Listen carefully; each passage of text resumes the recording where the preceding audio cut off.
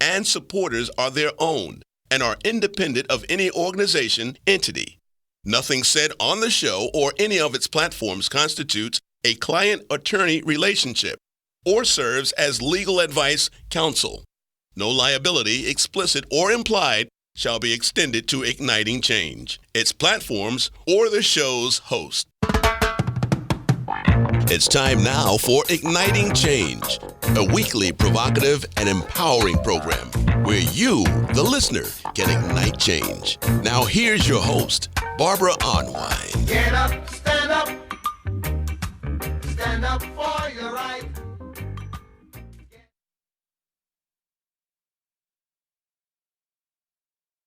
Morning all around this world. We are saying hi to and welcome to Igniting Change. Woo! We got so much to cover today because people, we're in the home stretch now. Labor Day is over. It is now time to be ready to get your vote on. Are you vote ready? Oh, we're going to cover that question at depth today because remember, if you're not registered, you cannot vote.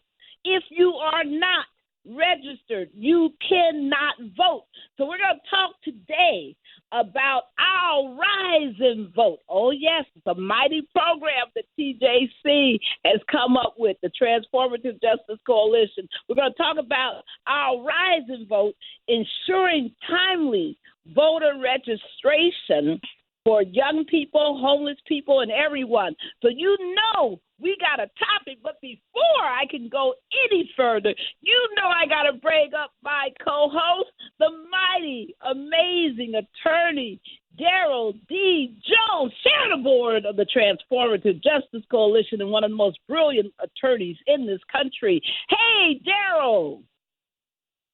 Hey, Barbara, it must be Tuesday. It must be noon Eastern Standard Time because we're talking about igniting change across America. My goodness, Barbara, the change has already been ignited. Woo-hoo! And I tell you, when we start talking about our Rise and Vote and the concentration of young voters, Gen Z voters across this country, we know that since July that there's been such an incredible increase in interest and in registration of young voters across America, that the landscaping is shaking a little bit. It's a little nervous. They're not certain what these young folk are going to do when they get to the polls and start voting. But, Barbara, I am so confident that the I'll Rise and Vote will help shake this election series and will get the young voters to the poll and do what's necessary to give them the encouragement to not only register but to cast that ballot, Barbara. So you're right on point. When we tell people to plan your vote and vote your plan, it's time now to start planning your vote and going to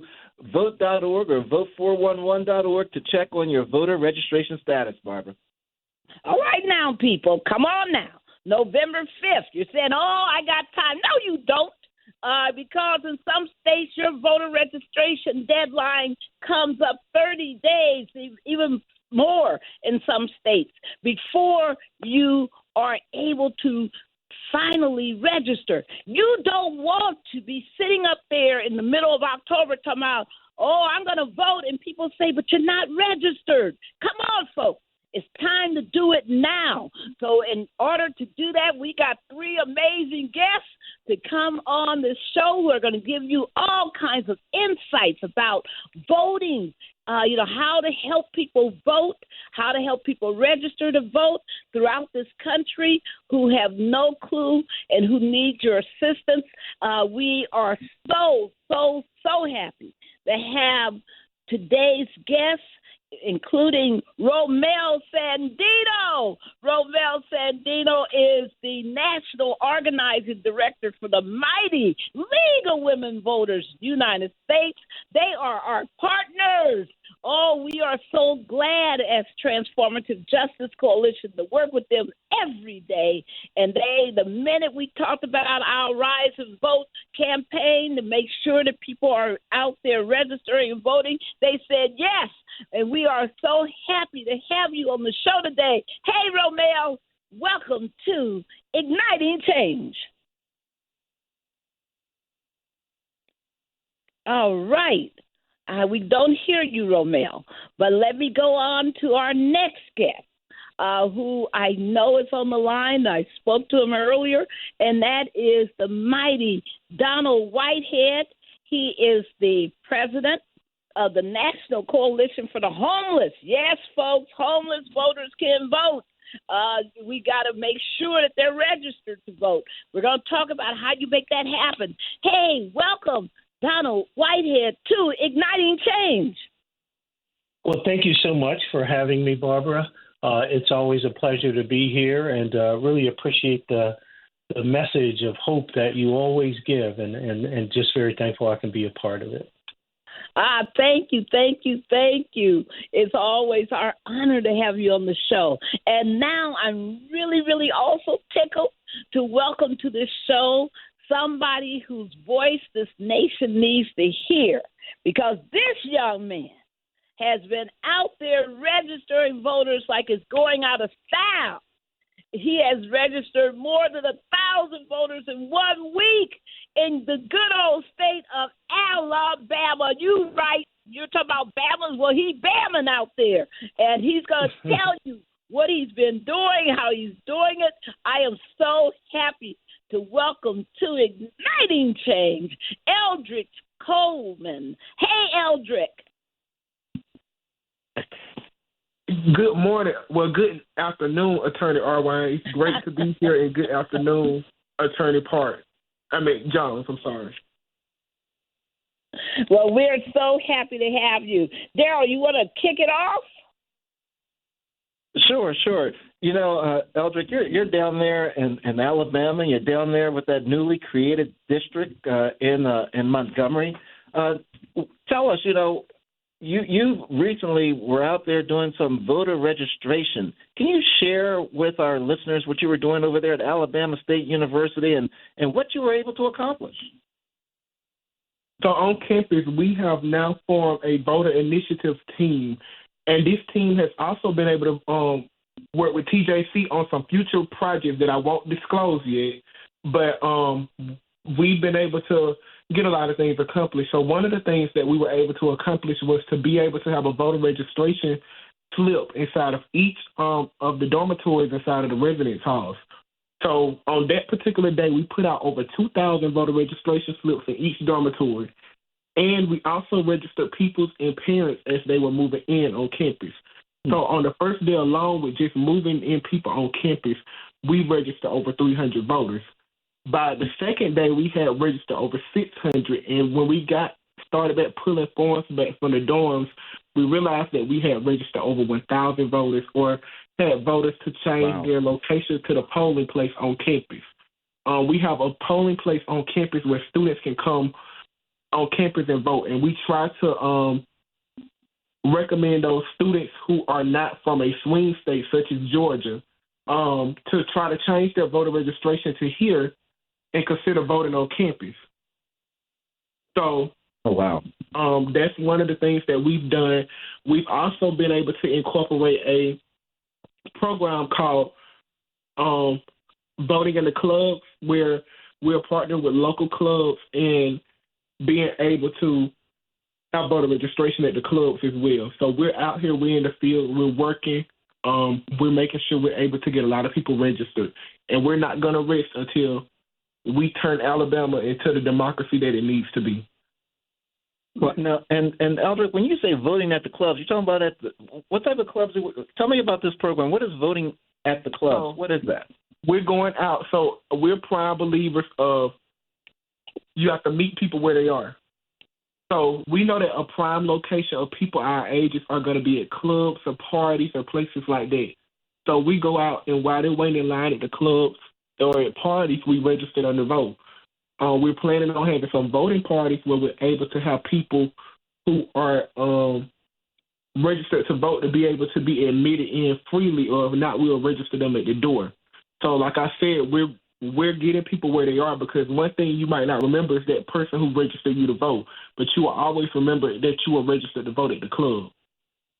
Hey, wait a minute now. Wait a minute. We gonna get our voter registration on or voting on while we're getting ready to get our dance on. Is that right, what I'm hearing now? By the way, time we're going to party and we're going to register at the same time. Is that right, Eldric?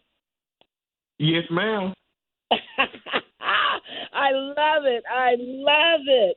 I love it. Well, Donald, I mean, come on. You know, the young folks are always doing something and turning it out and showing us the way. I just love these young leaders, these voting rights leaders. And by the way, Eldric is a TJC alumni. He was formerly, trained as part of our TJC coalition, but he is one of those amazing leaders of the NAACP, College and Youth Division.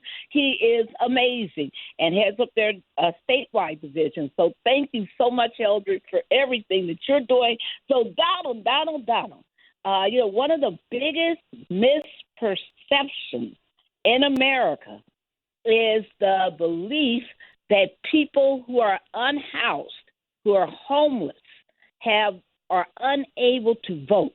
Can you please correct that mistaken perception and tell people about the voting rights of those who are homeless? Absolutely. We think it's so important, first of all, to dispel that rumor that people who are homeless are not able to vote simply because they're homeless. That is not correct in any jurisdiction in the in the country, and it's really important that we empower people. The one-time count of people who are homeless in this country was 653,000, and if we think about those numbers, they could actually change an election nationally and certainly have the ability to impact elections on a local level. There are a lot of prohibitions to voting. There's a lot of voter repression that happens around the country, just really hoping that people get discouraged in many ways. So a lot of that is directed towards poor people. So in many communities, because people don't have an address, they think that, there's no way to vote. But some communities, you can draw a map of where you are on a regular basis. Some communities, it's as easy as giving a voter register the intersection that you're at. And other places, you can use whatever facility that you frequent, whether it's a shelter, sometimes it's a soup kitchen, sometimes it's other nonprofits within a community. There is absolutely the ability to register to vote if you don't have a fixed address. Sometimes it's your last address. Wherever you retrieve your mail, if you have a mailing address, you can actually register to vote. In almost every community in the country, every community in the country you can register to vote. Some make it harder because you need different kinds of ID. But you absolutely can participate in the process that makes the decision about where you live, how much you're criminalized. All of those things are being made at your local level. Right. And Donald, it's really interesting because when we're talking about people that are unhoused, being able to use various methods to determine their address and receive ballots, voting ballots. What about the people that are insecurely housed? That is, they're bumping around, moving around from address to address. Is there something, some program, or is there some information that NCH pushes forward for them so they know where and how to be able to effectuate voting? Well, in our manual, there are a lot of different things, and it may be important in that situation. Where you're physically at when you register would become the address you vote at. So if in that process of moving from place to place, if there is a place that is secure and safe, that a person is open to receiving their mail, that would probably be the direction that I give. But if you are in that situation, typically you're using some resource. You're using a shelter, for instance, and the shelter will keep your mail even if you're not there for a period of time. Obviously, that's not going to be indefinite, but if a person does make it to a nonprofit, those nonprofits can be used as mailing addresses. There's also post office boxes. People can use a post office box and get their mail sent there.